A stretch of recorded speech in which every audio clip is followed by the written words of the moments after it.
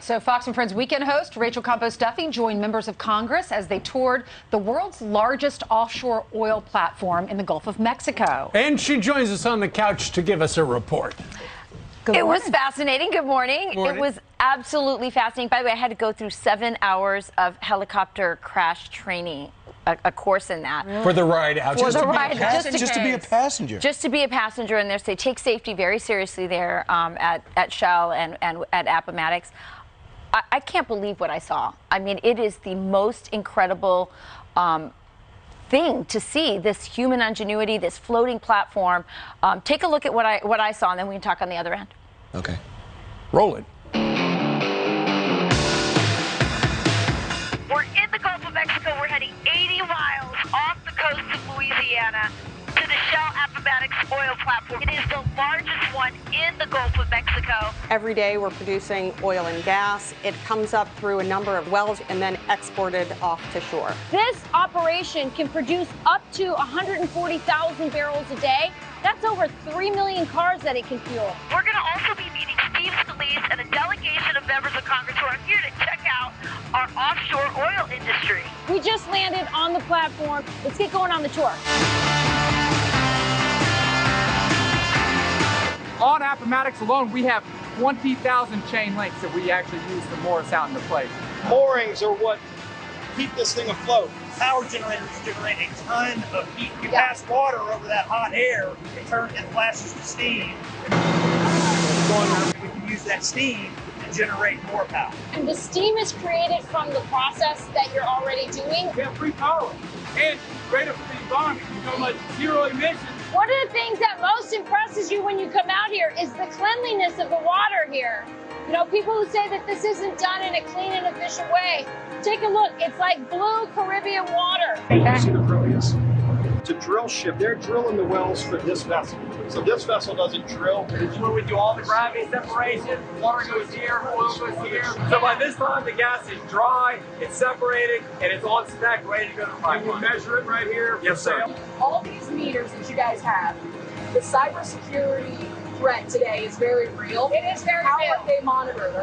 You can't just access us from the internet. This is something Shell takes very seriously. It just seems like there's so much going on. It seems like you need more than 100 people to manage it. I mean, it's amazing how much stuff is here. And they're running 24 hours. It's a 12-hour shift, 2 shifts of 12 hours. We have people that are keeping us floating. We have mechanics, electricians, making sure we have power, making sure pumps are working. We have operators that are actually getting the oil out of the ground. We have a catering crew that takes a lot of different skills. Hundreds of thousands of jobs created by this industry. This is really high tech. The pay is really good. If you're working on a rig, if you're servicing the industry, but it also generates billions of dollars to the federal treasury. The first time you've been on a tour like this for both of you? What is your first impression? This is phenomenal. Being here puts a spotlight on domestic energy production. This is amazing technology. It's American ingenuity, American workers producing American energy. Our adversaries would love nothing more than to make us dependent, and that's why independence is so critical. A facility like this and others like it, you could supply all of America's needs for oil and natural gas and be exporting to some of our friends around the world. We should see more members of Congress from both sides of the aisle that want to come and see this. Frankly, we should see people in the Biden administration that want to come here, because a lot of the things that they're saying against American energy are just not true. People who are questioning what we do, I'd say come on out. We'd love to host you for a visit. It really starts with an understanding of what we do. It's a wise thing to have energy independence. If you had your wish list so we could be energy independent, what would you want from government? The most important thing is that we have predictability. There's only been one lease sale since 2020, and that one was overturned.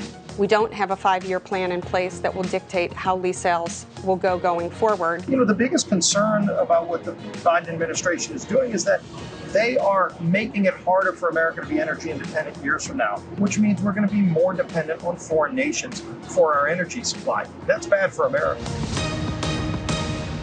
That is amazing. That is amazing. It was amazing. By the way, the workers live there 2 weeks at a time. These are high-tech, incredible American jobs. Again, one of the interesting things, the lowest emissions for oil production are right there in the Gulf, this kind of offshore oil production. But it's very cost intensive. It takes years of planning.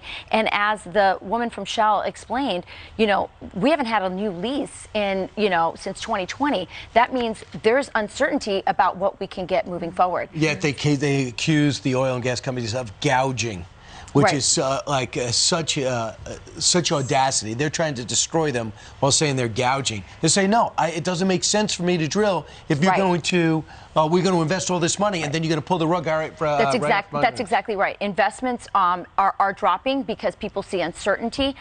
It is $1 billion of investment. It takes 10 years before anything comes out and they're able to make money off of it. So these are huge investments, American jobs, and in a moment where we're seeing inflation, it's just unfathomable to me why, you know, they're not, you know, getting us to be energy. Warp speed of that will back you up. You keep drilling. 100%. Tell you one other thing is, members of Congress, this was an entire Republican delegation. I asked lots of workers, are Democrats coming to see? What does it look like? Because I was impressed at the safety, at the technology behind it. They said they're not interested in seeing. They're afraid it will disrupt their narratives. Now, if they had a solar panel. They don't want to see what's happening down there either. And they live there for 2 weeks. They get paid really well. Then they have a few weeks off. Yes, these are incredible jobs. By the way, food on this platform, incredible. Really they bring in these chefs from cruise ships, and so they have great food. I'm sure you'll be highlighting this weekend. What else are you doing?